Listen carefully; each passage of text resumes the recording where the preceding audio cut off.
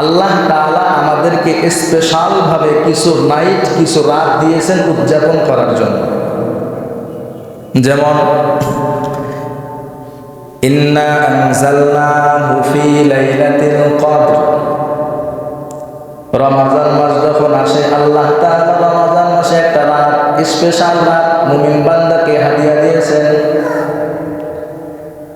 1 ঘন্টা নয়, 2 ঘন্টা নয়, বান্দা তুমি পুরা রাত উদযাপন করবা। লাইলাতুল কদর, কদরের রাত্রিকে আল্লাহ পুরা রাত্রটা দিলেন উদযাপন করার জন্য, একটা রাত পাইলেন।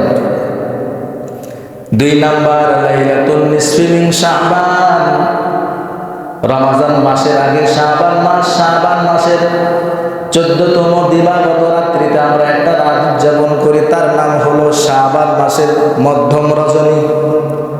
তাহলে পাইলাম 2টা রাত।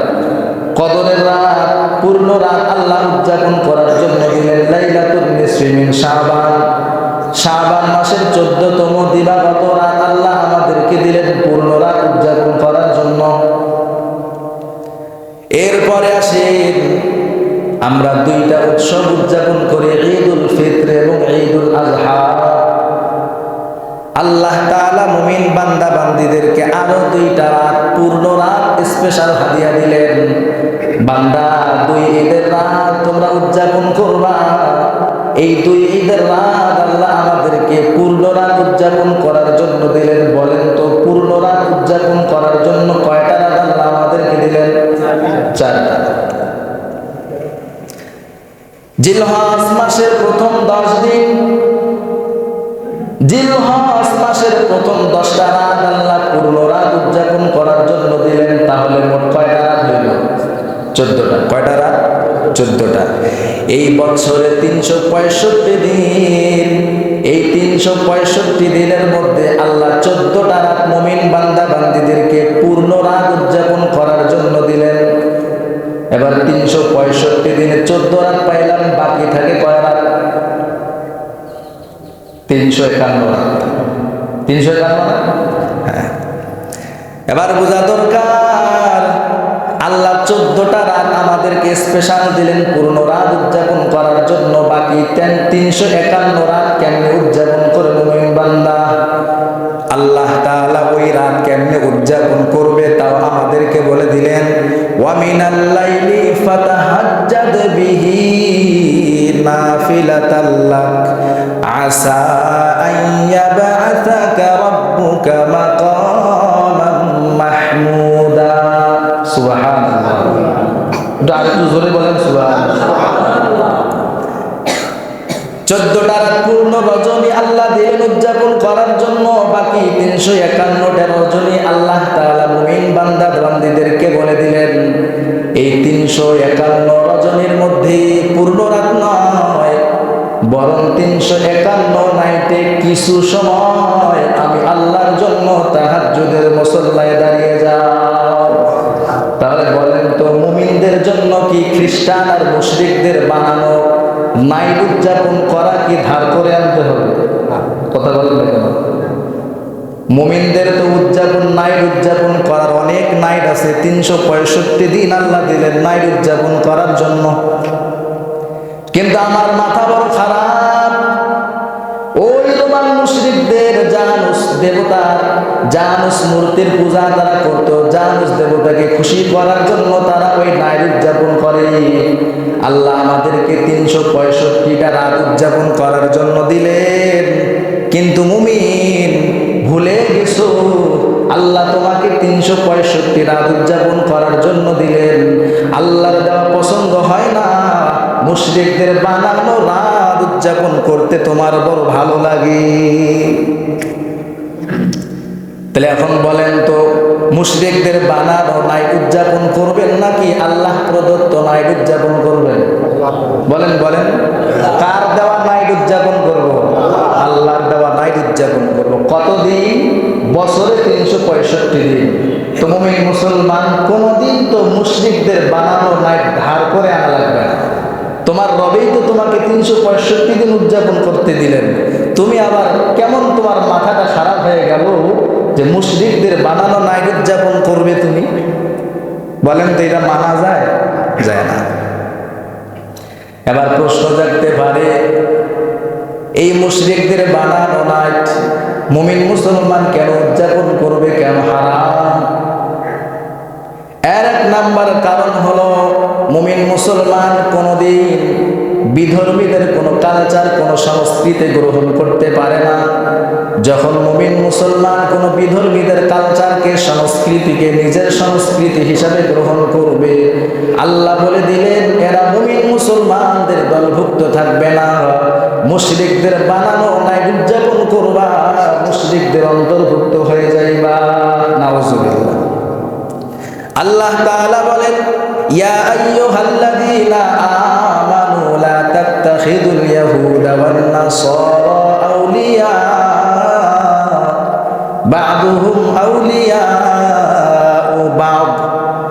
আল্লাহ বলেন, ঈমানদারগণ, লা তাত্তাখিযুল ইয়াহুদা, ইহুদিদেরকে বন্ধু বানাইবা না, নাসারাদেরকে বন্ধু বানাইবা না, বা'দুহুম আউলিয়াউ বা'দ, এরা ইহুদি আর খ্রিস্টানরা এরা পরস্পরের বন্ধু, কিন্তু মুসলমানের বন্ধু তারা না। বলেন তো, ইহুদি আর খ্রিস্টানরা কি মুসলমানদের বন্ধু? এরা পরস্পরের বন্ধু, মুসলমানদের বন্ধু এরা না। আল্লাহ বলেন, ওয়া মান ইয়াতাওয়াল্লাহুম মিনকুম ফাইন্নাহু মিনহুম, তোমাদের মধ্যে থেকে যারা ইহুদিদেরকে বন্ধু বানাইবা, তোমাদের মধ্য থেকে যারা খ্রিস্টানদেরকে বন্ধু বানাইবা, ফাইন্নাহু মিনহুম, যে ইহুদি আর খ্রিস্টানদেরকে বন্ধু বানাইবে সে তাদের দলভুক্ত হয়ে যাবে। তো আমরা জানলাম যে 31st নাইট এরা মুশরিকদের বানানো নাইট।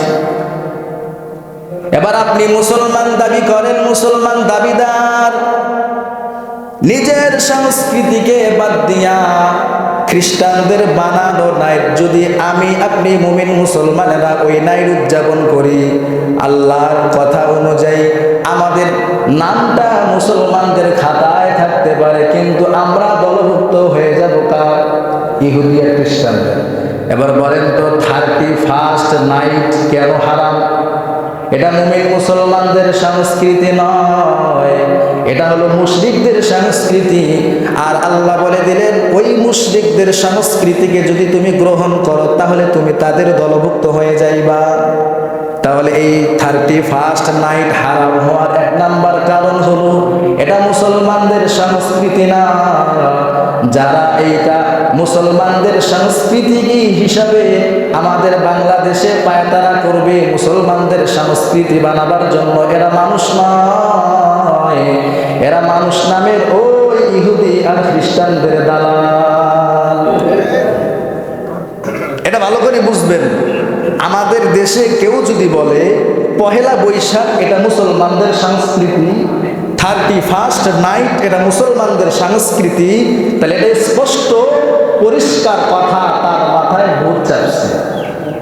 মুসলমানদের সংস্কৃতি কোনটা আর মুশরিকদের সংস্কৃতি কোনটা, এই দুইটাকে পার্থক্য করার ক্ষমতা তার মাথায় নাই।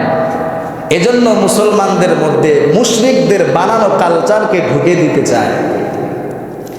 তাহলে 31st নাইট হারাম হওয়ার এক নাম্বার কারণ হলো এটা মুসলমানদের সংস্কৃতি নয়। বলেন তো কার সংস্কৃতি নয়? মুসলমানদের সংস্কৃতি নয়।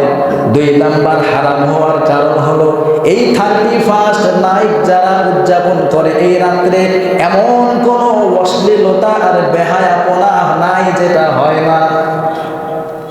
গান বাজনা, নাচ গান, আতশবাজি, ভটকা ফুটানো, আরো যত কিছু আছে সব কিছু এই রাতে হয়। মদ পান হয়, গাঁজা খাওয়া হয়, এমন কোন অন্যায় নাই, গুনাহ নাই যে অন্যায় আর গুনাহটা এ রাতে হয় না। তার মানে যেই নাইটকে কেন্দ্র করে বান্দা তুমি মদ খাও, যেই নাইটকে কেন্দ্র করে বান্দা তুমি জুয়া খেলতে পারো, যেই নাইটকে কেন্দ্র করে বান্দা তুমি নাচতে পারো, যেই নাইটকে কেন্দ্র করে বান্দা তুমি গান বাজনা বাজাইতে পারো, এই নাইট উদযাপন মুসলমানদের সংস্কৃতি পশ্চিমকালেও হতে পারে না।